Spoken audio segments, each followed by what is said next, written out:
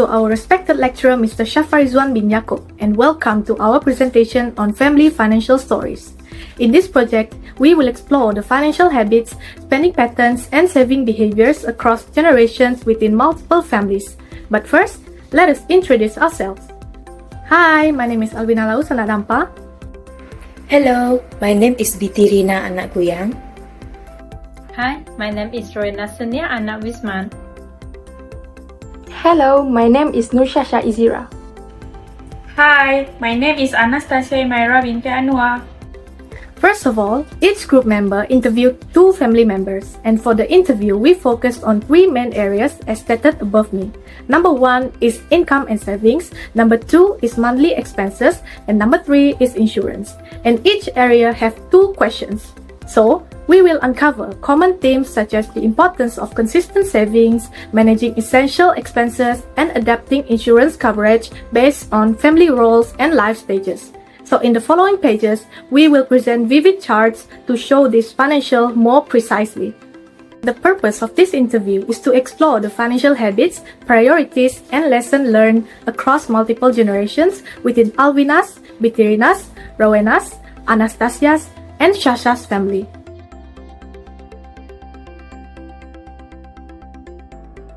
For the first section, which is about income and savings, I will explain about my own family, which are my mother and my brother. My mother earns about 2,400 monthly, but she has no tax or EPF deductions because she is self-employed. She follows the common financial advice of saving 10% of her income, putting aside around 240 each month.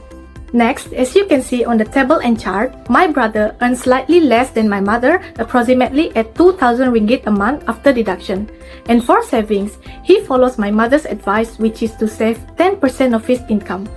So, this demonstrates a shared commitment to prudent financial habits across generations in my family. And this emphasizes the importance of consistent saving regardless of income level. As for Bitirina's family, her first older sister earns about 2,400 monthly after deductions. Practicing wise money management, she saves 10% of her income, which is around 240 every month. On the other hand, her second older sister earns slightly less, about 2,000 a month. Even so, she still commits to saving around 6% of her salary, putting aside 200 each month. This shows that both sisters, despite earning different amounts, share the same discipline of prioritizing savings. It highlights an important lesson, which is a consistent saving is meaningful and possible at any income level. Moving on to Rowena's family, Rowena's mother received a monthly income of 1,500 after EPF deductions. From that amount, she set aside 5%, which equals 75 of her savings. Meanwhile, Rowena's auntie earns a little less, around 1,300 after EPF deductions. Despite that, she saved a bigger portion, which is 10% of her income, amounting to 130 every month. This example shows that even with different earnings, both still make saving a priority. It proves that what matters is the consistency in saving, not the amount. The next one is for Anastasia's family. Her cousin earns 2,800 monthly after deductions. From his income, he saved 10%, which is 280 each month. He mentioned that his savings are mainly reserved for emergencies and family needs. On the other hand, Anastasia's auntie has a higher income of 3,800 after deductions. She practiced an even stronger saving habit by setting aside around 12.5% of her earnings, which amounts to 475 every month. From Anastasia's family, we learned that prioritizing savings helps create stability and prepares them for future needs. The last one is for Shasha's family. Shasha's mother earns 3,500 monthly after deductions.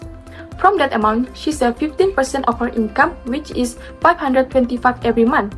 She mentioned that these savings are kept aside for the future. Meanwhile, Shasha's cousin earns 3,000 after deductions.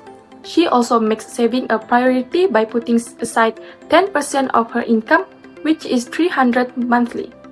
All of this example highlights that saving is not just about numbers, it is about mindset and responsibility. Savings are just one side of financial management. Next, let's take a look at their monthly expenses. In this part, we will explore the monthly expenses for all families. So, from the table, we can see the breakdown of monthly spending by different family members. The expenses range from as low as 800 ringgit to as high 2,600 ringgit. The biggest spending categories include food, transport, bills, housing, car loans, utilities, and child's need. So, by looking at the chart, we can easily compare their expenses. The higher monthly expenses is by Anastasia cousin at 2,600 ringgit, followed closely by Shasha mother at 2,500 ringgit and Shasha cousin at 200 ringgit. These high amounts are linked to multiple commitments such as food, transport, housing, and utilities.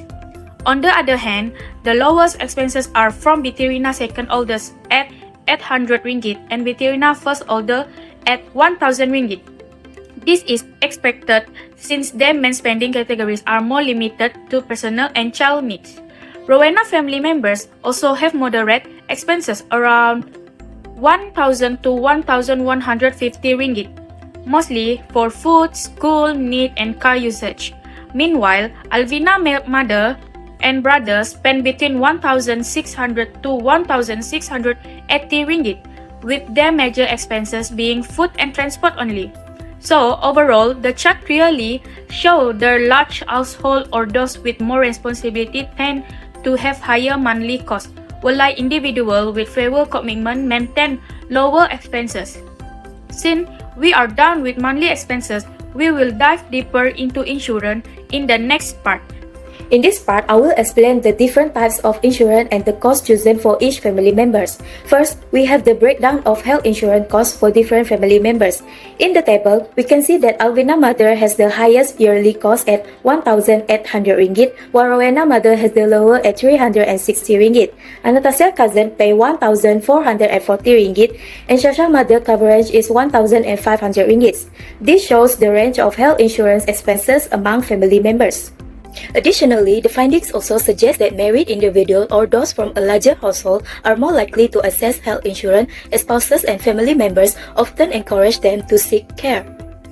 Now, let's take a look at the life insurance cost. For Bitirina first older sister, the monthly payment is 150 ringgit, which totals to 1,800 ringgit per year. Meanwhile, for Anastasia cousin, the monthly cost is 100 ringgit, adding up to 1,200 ringgit annually. This shows the comparison between two family members, where Bitirina's sister has the higher insurance cost, while Anastasia cousin pay the lower amount each month and year.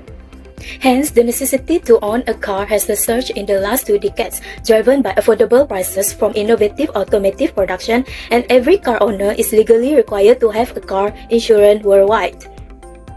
Next, we have the breakdown of car insurance costs. For Alvina brother, the yearly cost is 700 ringgit. For Bitirina first older sister, it is 900 ringgit, while her second older sister pay the highest amount at 2,400 ringgit per year. Moving on, Rowena auntie has the lowest insurance cost at only 400 ringgit yearly. Then we see that Anastasia cousin, Anastasia auntie with 2 cars, and Shasha cousin each pay 1,000 ringgit annually. This table highlights how costs can vary significantly between family members, with Bitirina's second older sister having the highest expense compared to others. Hence, the necessity to own a car has surged in the last 2 decades, driven by affordable prices from innovative automotive production, and every car owner is legally required to have a car insurance worldwide. Lastly, we have the accidental insurance. For Anastasia auntie, the monthly cost is 300 ringgit, which total to 3,600 ringgit per year. This shows that accidental insurance can be one of the highest costs compared to other types of insurance that we have seen earlier. To conclude, accidental insurance helps cover the immediate impact of an income earner death or injury, including job losses, medical costs, and even property damage. In conclusion, the breakdown of health, life, car, and accidental insurance show how each type of coverage protects family members in different ways. Hence, for the next part, we will dive into the key financial habits that we identify in the interview.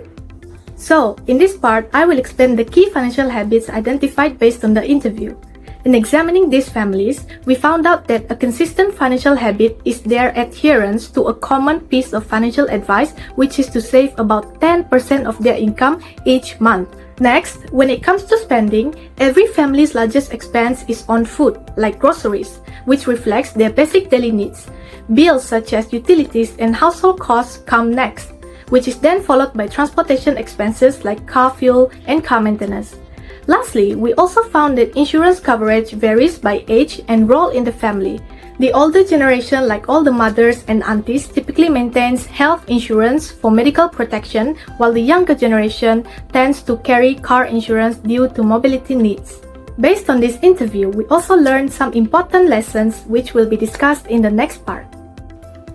For this part, I will explain the lesson we learned from this interview. The first one is importance of regular savings. From the interview, we were able to identify the importance of consistently setting aside a percentage of regular income for savings.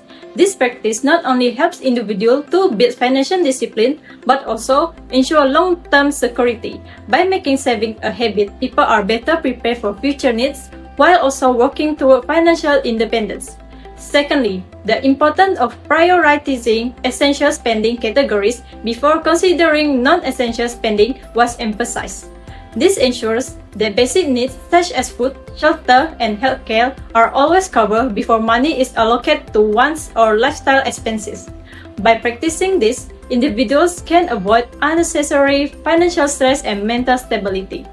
Next one, an important lesson is that insurance plays a significant role in protecting against unexpected risks, making it an essential part of financial planning.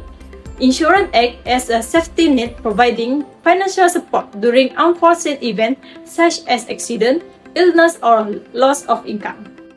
In addition, family advice is very important in influencing financial habits, shaping the way individuals manage their money.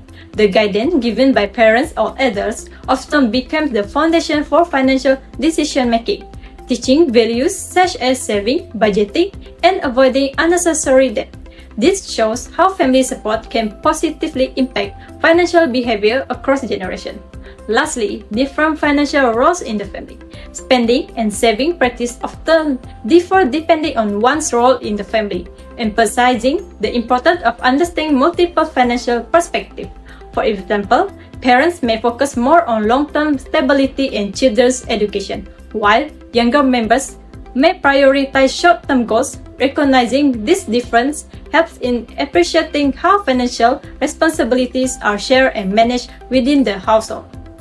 For the next part, I will explain about the improvements that need to be made in managing personal finance based on interviews conducted. Based on the interviews conducted, there are several improvements that can be made in managing finance. Firstly, increase saving percentage. Most interviewers save between 5% to 10% of their income. While this is a good start, aiming for 15% to 20% if possible will provide stronger financial security, especially for emergency and retirement. Next, diversify insurance coverage. Many only have mandatory car insurance or basic health coverage. Expanding to include life insurance, critical illness coverage, or family protection plan can provide more comprehensive security. Lastly, plan for long-term goals. While immediate needs like food, bills, and transportation are prioritized, only few mention retirement savings, children's education funds, or investment. Long-term financial planning should be emphasized by expanding knowledge about this long-term planning. So, the conclusion for this entire project, the interviews provide valuable insight into intergenerational financial habits, showing how saving discipline, spending priorities, and the use of insurance are often passed down from parents to children. At the same time, the data highlight that financial approach differ according to life stage and family role, with parents focusing more household and education needs, while younger members concentrate on personal expenses and transportation.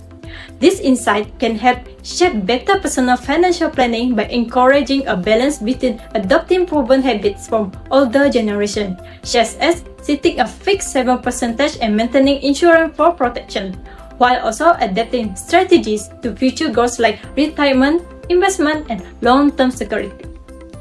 That's all from us. Thank you.